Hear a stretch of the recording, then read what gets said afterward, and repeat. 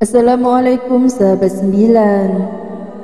Pada hari kiamat nanti umat manusia akan dikumpulkan di padang mahsyar untuk menghadapi hari penghakiman. Kondisi saat itu berdasarkan hadis Nabi Muhammad SAW sangat kacau, di mana manusia ditimpa kesusahan dan penderitaan sehingga mereka tidak kuasa menahannya. Matahari didekatkan 1 mil di atas kepala dan semua berdiri di hadapan Allah selama setengah hari, yang kadar satu harinya sama dengan 50.000 tahun, sehingga tidak terbayangkan bagaimana penderitaan yang dialami manusia saat itu. Namun ada pertolongan Allah kepada manusia yang diberi syafaat oleh Nabi Muhammad SAW. Syafaat yang diberikan oleh Rasulullah SAW ini tidak dibatasi oleh ruang dan waktu. Hal ini membuat beliau menjadi tumpuan harapan terakhir bagi manusia. Lantas, siapa saja golongan manusia yang mendapat syafaat dari Rasulullah SAW? Simak ulasannya pada video ini hingga selesai. Namun sebelum lanjut video ini, jangan lupa untuk like, subscribe, dan aktifkan notifikasinya agar tidak ketinggalan berita terbaru dari 99 Channel. Syafaat dapat diartikan sebagai pertolongan yang diberikan seseorang kepada orang lain dengan memberikan manfaat bagi orang tersebut dan menolak mudarat.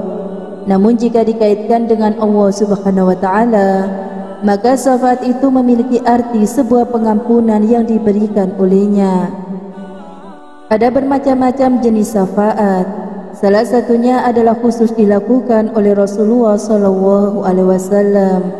Syafaat tersebut diberikan kepada umatnya atas izin Allah Subhanahu wa Ta'ala, sewaktu masih di padang mahsyar sampai mereka sudah masuk ke dalam neraka. Syafaat yang diberikan oleh Rasulullah SAW tidak dibatasi oleh ruang dan waktu.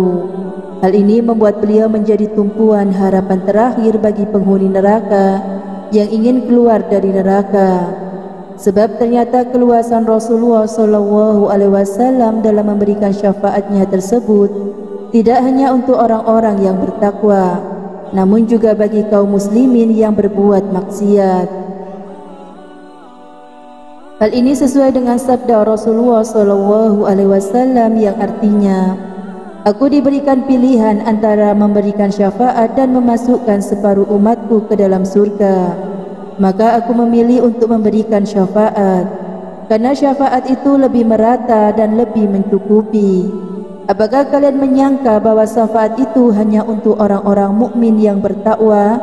Tidak, melainkan juga untuk orang-orang yang berdosa dan orang-orang yang kotor dan orang-orang yang melakukan kesalahan."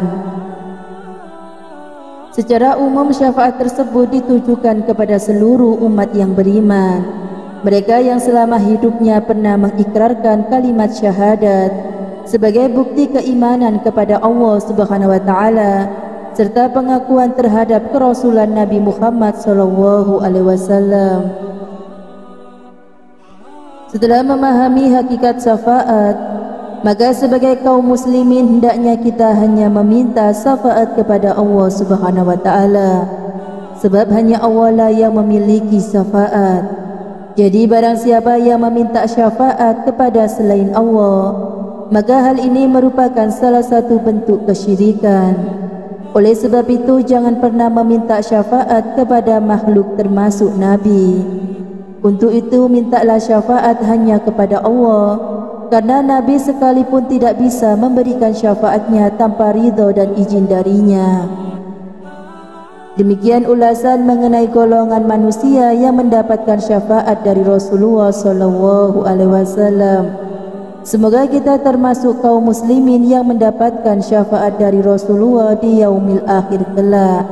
Amin ya rabbal alamin. Wallahu a'lam bishawab. Jangan lupa untuk share video ini ke akun sosial media kalian agar yang lain juga tahu. Wassalamualaikum warahmatullahi wabarakatuh.